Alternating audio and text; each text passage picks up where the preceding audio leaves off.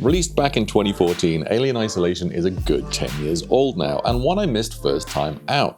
Partly because it's really scary. But so many people have told me that it's one of their top 10 games of all time. So, I gave it a go.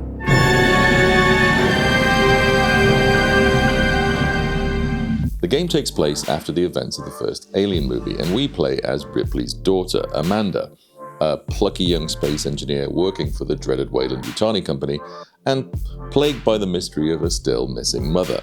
You're still looking, aren't you?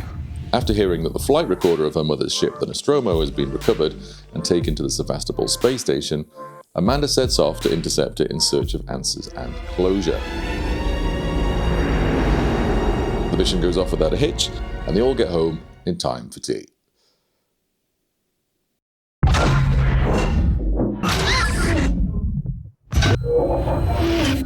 Story-wise, it's fine. There's no particularly big revelations about the Alien universe, and there's not really much in the way of character development here.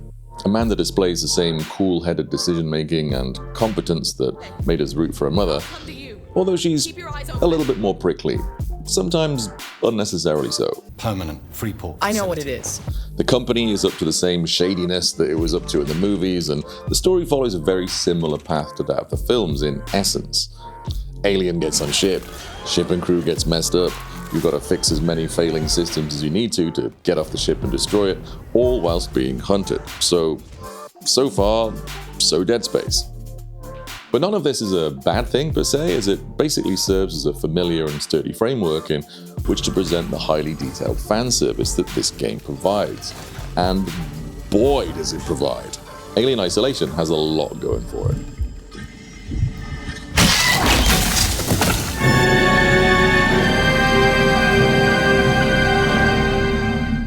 The first thing that you notice is the design of this game is on point, and fans of the movies are going to feel really at home here. The design team have obviously worked hard to recreate that creepy, organic, industrial look that made the film so iconic. There's the same long, empty corridors with veiny wires and arterial piping winding around shadowy openings and dark corners that made the movies so unsettling. There's always some flickering light of sparking wires, spurts of gas leaking out of broken pipes, and constant glimpses of fleeting shapes that could be something lurking amongst the mist and the machinery. The sheer heaviness of the atmosphere is relentless, and the sense of dread and danger stalks you through the corridors just as much as the alien does. Oh my god, this is horrible. Oh my god, this is awful! No. Oh. From the slimy, dripping bowels of the alien lair to the tiny details of a whimsical, nodding desk toy whose cheerful bobbing is in direct contrast to the nail-biting tension that is nearly always surrounding it. The whole thing is brimming with authenticity and is every bit the 70s sci-fi nightmare aesthetic that you'd hope for in a game like this.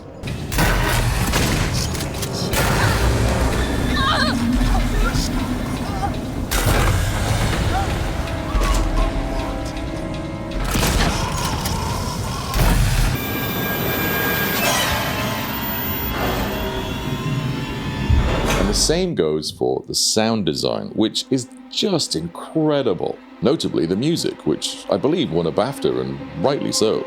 They've managed to take the spirit and the signature cues from Jerry Goldsmith's original score and add some additional 70s synthy goodness and mix it into a highly interactive system that reacts directly to the gameplay. So scratchy violins will start nibbling at you as you try and stealth your way through a dangerous part of the map, and then more and more layers get added the closer you get to danger and death, until there's screeching strings and heavy aggressive brass stabs freaking you out at a time when you're already pretty freaked out.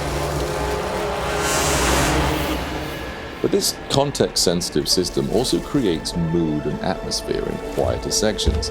There was a really lovely moment where I looked out the space station window at the gas giant below, and as I approached the glass there was this synthy ambient swell that perfectly complemented the view and created this cinematic moment that really made me feel like I was actually in an Alien movie. Also, the best thing about it is it knows when to shut up. So much of what makes the tension so unbearable in both the movies and the game is that silence and space between encounters. Just being left to navigate long, lonely corridors with nothing but the low rumble of a dying space station for company really cranks up the paranoia. A paranoia that is occasionally punctuated by some bestial scream echoing somewhere in the distance. Ah! What's with the horns? Creating that ever-present sense that somewhere not too far away, something pretty awful is happening. Oh God. Obviously, you have that iconic handheld tracker thing from the movies, and when that thing starts beeping, you know something is nearby and it's moving. And when it gets really close, you can hear it scuttling in the vents.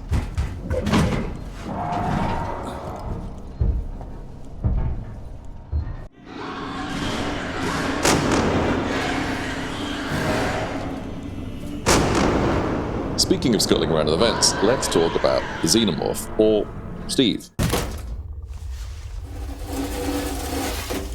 At least that's what the hardcore Isolation fans who turned up in my stream chat all seem to call him. Shout out to Captain Hannah and the crew, presumably in an attempt to make him less terrifying, which actually kind of works. Alright, Steve. Is Steve. Oh, Steve. Oh, Steve, you are an enigma. Don't you dare, Steve. Oh, Steve, why must you be such a Oh, Steve! Oh, Steve. Off, Steve. Hello, Steve. Come here, lovely boy.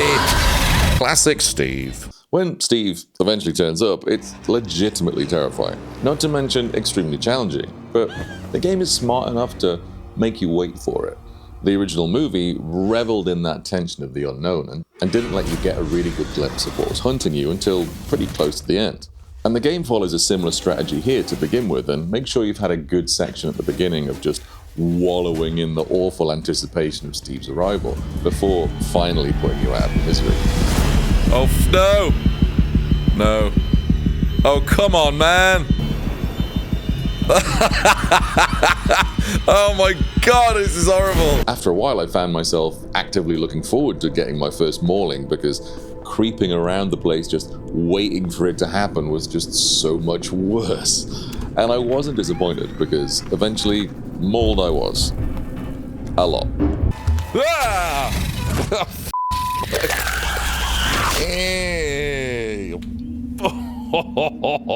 As you'd expect, Steve is a formidable adversary, and you can't kill him. So engaging him in open combat is basically a death sentence. Best you can hope for in that regard is temporarily dissuading him with a quick blast of a flamethrower, providing that you time it impeccably. And ammo is in short supply, so that's really best used as a last resort. Also, try and crisp him up too many times, and old Stevie will get wise and start setting some vent traps for you. Ah!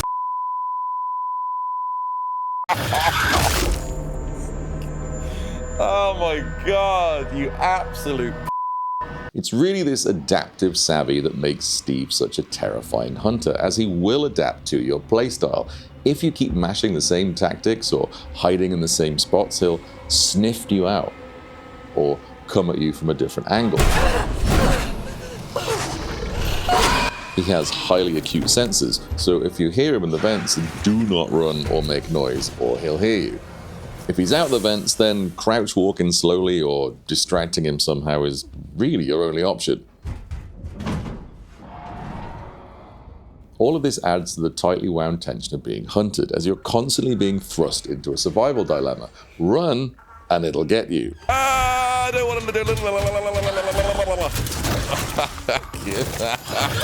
Walk, and you won't get away quick enough.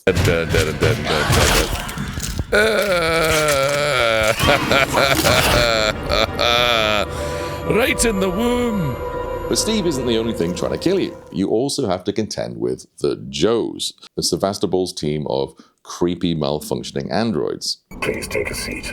Someone will be with you shortly. Unlike Steve, they are killable, but this weird little blue man group won't go down easy and will quite happily crack your head open against the bulkheads whilst chirping cheery corporate slogans. Oh my god.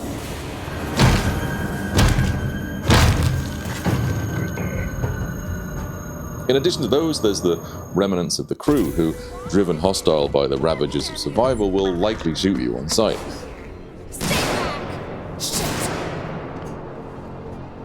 Although these offer a much lower level of threat, as they are generally easily dispatched by a stealthy wrench to the back of the head, well-placed pipe bomb, or throwing a noisemaker into the middle of them and ringing the dinner bell for Steve. I shall summon a demon. Yes, Stephen, feast. That's my boy. You're my boy, Blue.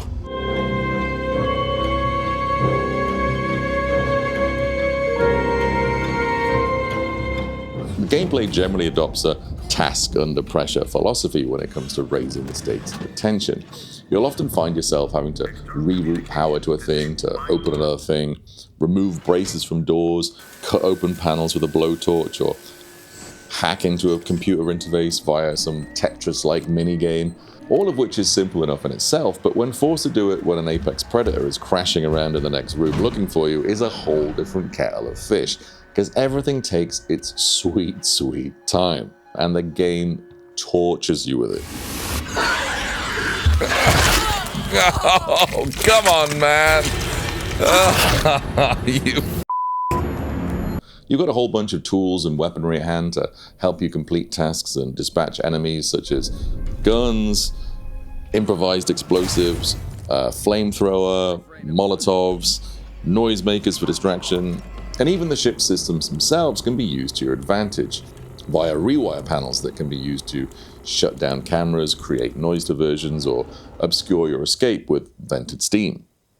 Picking the right weapon for the job is essential, as use a revolver against Steve and you'll get munched. Try a Molotov against a Joe and they'll just march towards you as they burn like Ghost Rider or something out of Event Horizon. Oh God. Oh, not a good time. Oh God.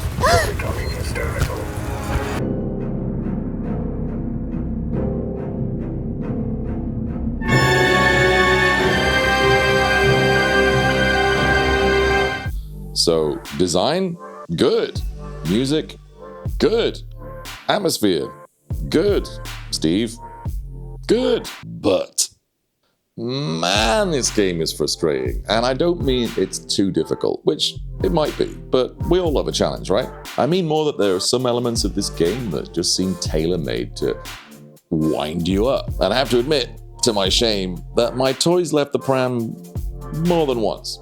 I'm throwing my toys out of the pram. Gone are my toys. I even restarted the game several hours in on a lower difficulty level, as I was duped into playing my first playthrough on Nightmare mode. And if you're new to the game, don't do that. Nightmare. Why am I going to put it in Nightmare, man? Why? It's not that hard. Sure, why not? Are you winding me up, mate? Are you winding me up? Are you setting me up for an absolute mare here? Perhaps the worst offender is the checkpoint system, which sucks. Man, does it suck. Where's the save point? Where's the save point? There isn't one. Brilliant. I thought there was a save point. There isn't. Good. Good. Didn't want one anyway. Why would I want to save when I could go and do all that welding again? Games are saved manually at little payphone points around the map, and each save overwrites the last, so you can't go back several saves earlier to do a section again. You are very much stuck with the consequences of the choices you've made so far. Now, this is a survival experience, so in essence I get why they've done this. If you could just go back to whatever save you wanted, then you'd kind of lose the fear of dying, and that would affect the tension the game is trying to let you experience. I agree with the principle. The problem arises in the execution. Often there are just too few of these at times, forcing the player to replay large sections over and over again when they get killed, which in my case was pretty frequently. This is particularly annoying in task-heavy sections because it means you've got to go and do all of that busy work and mini-gaming all over again, which just isn't fun. And games should ultimately be fun, right? Just so much fun. Also, every now and then there is an autosave that is particularly poorly placed. So one time in a particularly challenging section, the autosave put me behind a door, which required me to remove the panel with a blowtorch. Which meant that every time I died, I had to recut that panel over and over again. If the autosave had been moved to the other side of the door, it wouldn't have been a problem, but as it was, it nearly made me quit the game. Do you mean I get to do all that again? Oh! That's brilliant, that is. That's really good. That's a really good... Whoever had the ideas is genius. Absolute genius. Like, you know what gamers want? Welding and tedium is the key. Some more modern games think maybe, I don't know, don't make gamers do the same thing over and over again as a punishment. But not these boys. They're like, nah. Give him some welding to do. Everyone loves to weld. This is a real problem as it pulls you straight out of the game. All of the design, music, and tension-building elements we've talked about do such a great job of putting you right on the edge of your seat. But all of that work gets undone if you start punishing the player to the point of frustration with poor save mechanics, because fundamentally, if I'm angry, then I'm not scared. Doesn't make any sense. What's the point? And in a game like this, you want the flight response, not the fight response, particularly when the anger is pointed at the game itself and not the adversaries within it. Well, why do I even bother playing the game then? Do you know what I mean? I'm taking my toys and I'm going home. My other gripe is it often feels really unclear as to where I'm supposed to be going and what I'm supposed to be doing when I get there. What the hell is this? The objectives are often pretty vague, and although the map has a cool 70s alien aesthetic, it's not exactly super clear, and I'd take a little more clarity over authenticity here. Where am I supposed to go, man? God, this game is clear as mud, man. Exploring and figuring out the objective might be more fun if I wasn't being relentlessly hunted by a terrifying emo lizard. I'm gonna get eaten now. I'm gonna get eaten and I have to go back and do all that again. Or maybe that's just me. Let me know your experiences in the comments below. Oh, oh God. I really hope there's some welding to be done. This brings us to what I think is the fundamental problem with Alien Isolation. The game regularly overplays its hand. They've done such an incredible job of building tension and putting you on the very edge of your seat that when they start relentlessly hobbling you with vague objectives, ambiguous maps, and sadistic checkpointing on top of all that abject terror, then you just create frustration and not the sci-fi horror thrill-seeking that we all signed up for.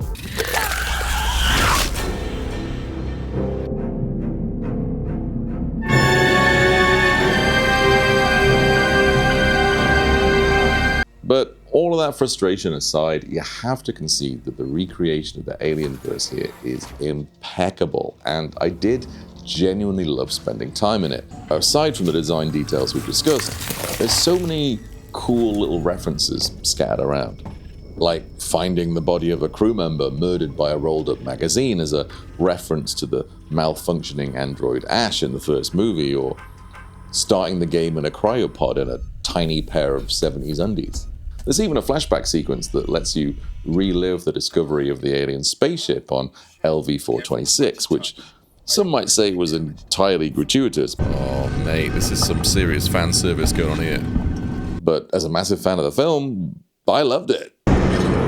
Oh, get out of town. You knew it was coming.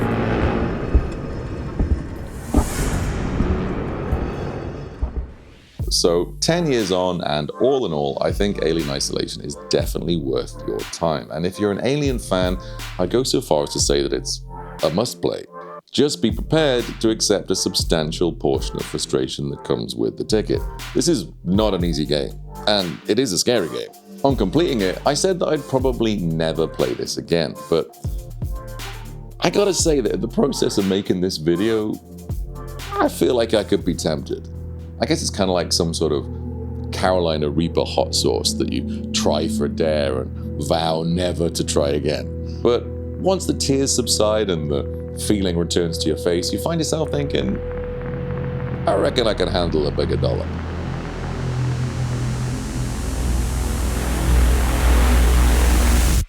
So Alien Isolation, what do you think? Have you played it?